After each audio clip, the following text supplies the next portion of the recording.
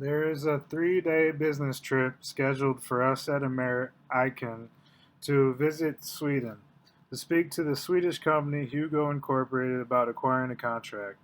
During this business trip, it is important to be aware of the cultural differences and to accommodate accordingly so we can make the best impression possible with the company and the people of the country. What do you think of when you think of Sweden?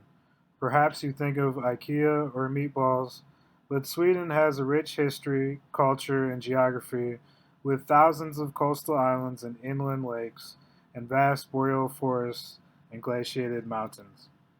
There are 10 million people in Sweden. The capital is Stockholm, which we will be visiting for our meetings with the Hugo Corporation. The official language is Swedish, but a vast majority of Swedes also speak English. Their cultural history is especially rich, as Sweden contains a medieval old town by the name of Galmastan and royal palaces. It also has a king by the name of King Carl the 16th, but has no political power and represents the country and performs ceremonial duties. Sweden has a democratic government, but we will avoid talking about politics, which leads me to the next topic of what not to do in Sweden. Sort of cultural taboos. As a common courtesy, we will not speak about politics, as many have different views as there are different political forefronts in Sweden. We are coming to talk about business, not politics anyway. It is necessary to be punctual, on time, for all meetings at the stated time. Swedes greatly value being on time, and we have to respect that. If there is a chance of being late to the stated time of the meeting, we must call ahead of time and make our counterparts aware of our lateness.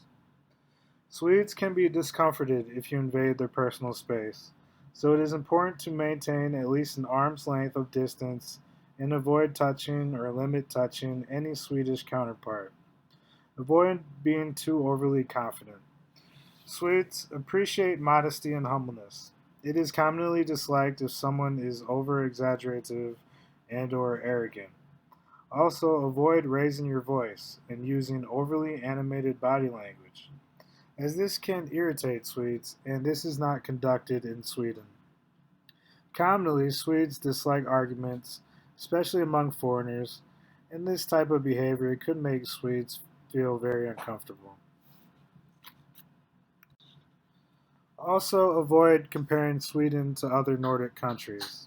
Since Swedes have a patriotic national identity and take pride in their country, they could view this as you are grouping their country with other countries, and they will largely take offense if there's any comparison being made. Do not make jokes or stereotypes about other ethnicities or culture. Swedes are very liberal and accepting, as well as proud of their own ethnicities and cultures, and will take offense to any jokes involving ethnicity or culture. Some Swedes, especially upon meeting them, may seem private, distant, and reserved.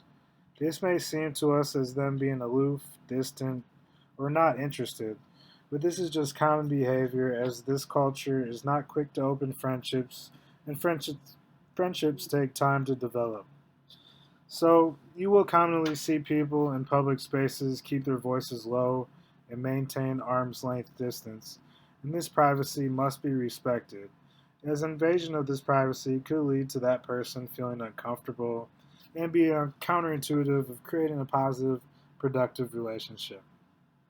Do not expect a decision at the initial meeting.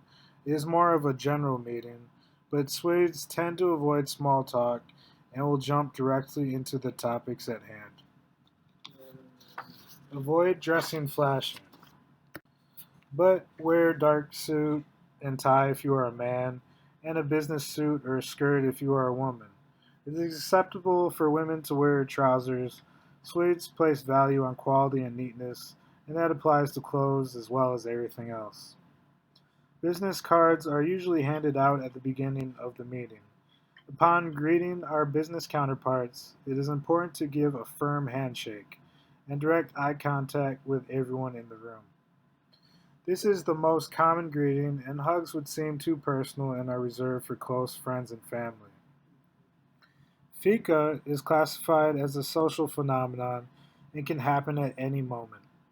It is sort of like a coffee break, but it's where coffee and sweets such as cinnamon buns, cakes, cookies, and or open-faced sandwiches are eaten, and it is a time to conversate or get to know a person during that time.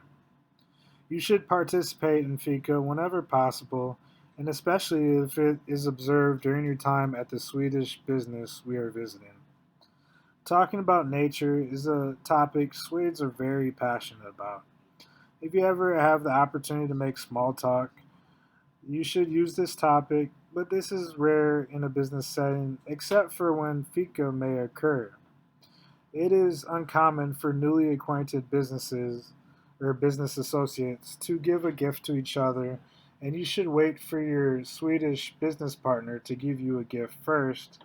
However, if it is appropriate to give a gift at the closing of a business transaction. There are many differences, but also similarities to the culture of Sweden and the culture of America. We also place value on promptness, being on time, but we tend to be excessive in our tendency of being proud and can even reflect this in our clothing.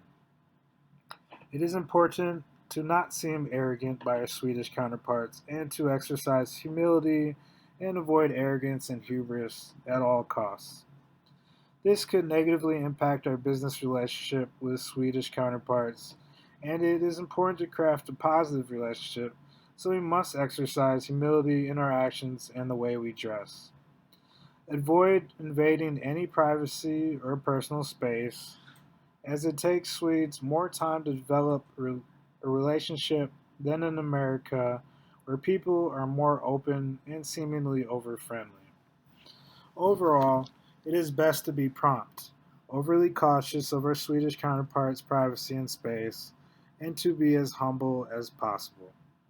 Directness is encouraged at the introduction part of the meeting, but afterwards it is best to go with the flow and don't be overly energetic. A more relaxed, patient, but respectful vibe is greatly encouraged. Some of you may find it hard to accommodate and practice cultural etiquette, but it is essential to maintain a positive relationship with our potential Swedish business partners. And I leave you with this quote: "You can never cross the ocean until you have the courage to lose sight of the shore." By Andrew Gay. Thank you. We're excited.